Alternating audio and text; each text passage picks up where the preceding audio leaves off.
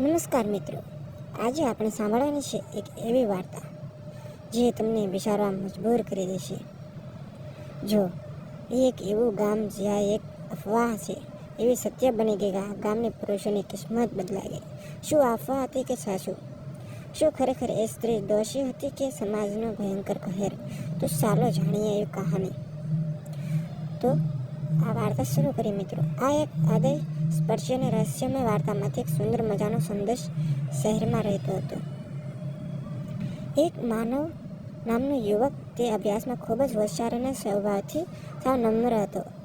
એકવાર વેકેશનમાં તેની મમ્મીએ કહ્યું કે તું મોટી માસીના ગામડે થોડા દિવસ માટે જઈને આનંદ કર. જો વાતાવરણ બદલાશે તો તને પણ મજા આવશે.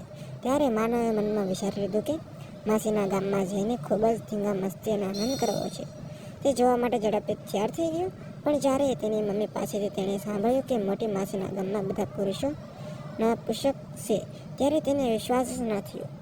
પહેલાં તો તેને લાગ્યું કે મારી મમ્મી મજાક કરી રહી છે, પણ જ્યારે પપ્પાએ પણ આ વાતની પુષ્ટિ કરી કે ખરેખર આવું છે, અને વધારામાં પપ્પાએ કહ્યું કે આ ગામમાં એક એવી સ્ત્રી રહે છે જે પુરુષોને નપુંસક બનાવી રાખે છે. આ સાંભળીને માનવ ઘણો હેરાન થઈ ગયો અને વિચારમાં પડી ગયો કે શું આ સાચું હોઈ શકે છે. પણ સવારમાં વહેલી બસ પકડીને તે તેની માસીના ઘરે પહોંચી ગયો.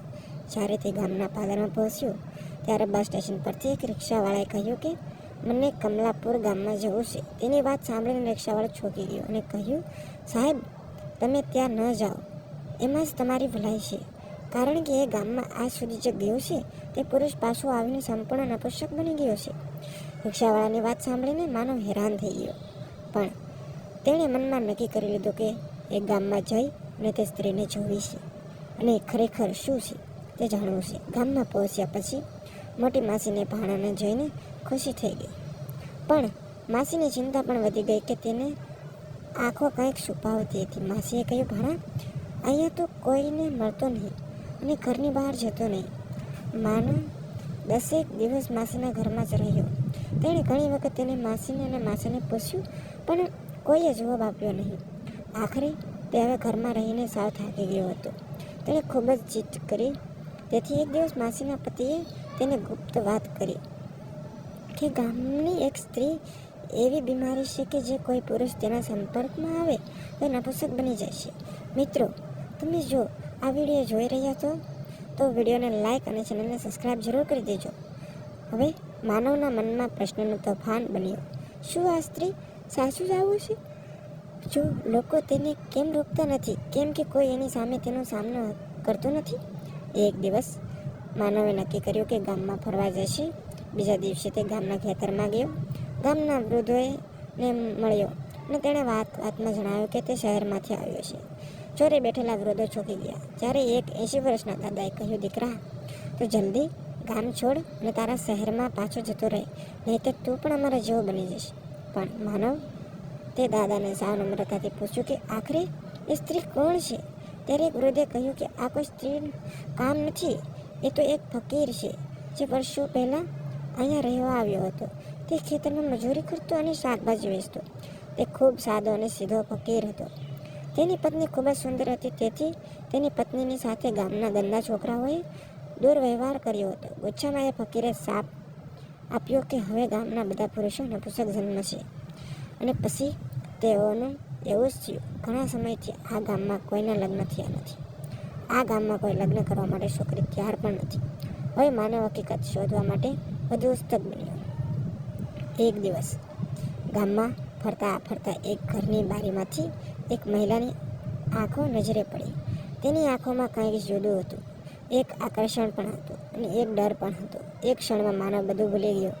તેનું દિલ ધબકતો રહ્યો. પણ હવે આ રોજ રોજ થવા લાગ્યું. તે મહિલાએ પછી એક દિવસ એની પાસે આવીને પૂછ્યું, શું તમે મારી સાથે લગ્ન કરશો? તેની વાત સાંભળીને માનવ ચોંકી ગયો. તેણે તે સ્ત્રી સામે જોયું અને સખ્ત મનાઈ થઈને કહ્યું કે ઓળખતું પણ નથી. મેં તારો ચહેરો પણ જોયો નથી. તું કોણ છે? શું તું એ સ્ત્રી છે જે બધાને નપુંસક બનાવી નાખ્યા છો? તેની વાત સાંભળીને મહિલાએ આખરે પોતાનો બુરખો ઉતારીને ચહેરો ખુલ્લો કર્યો. એ મહિલા કોઈ વૃદ્ધ નહીં પણ ખૂબ જ સુંદર અને નાજુક યુવતી હતી. એણે માનવને કહ્યું કે એક તમારી જે સામાન્ય સ્ત્રી છું,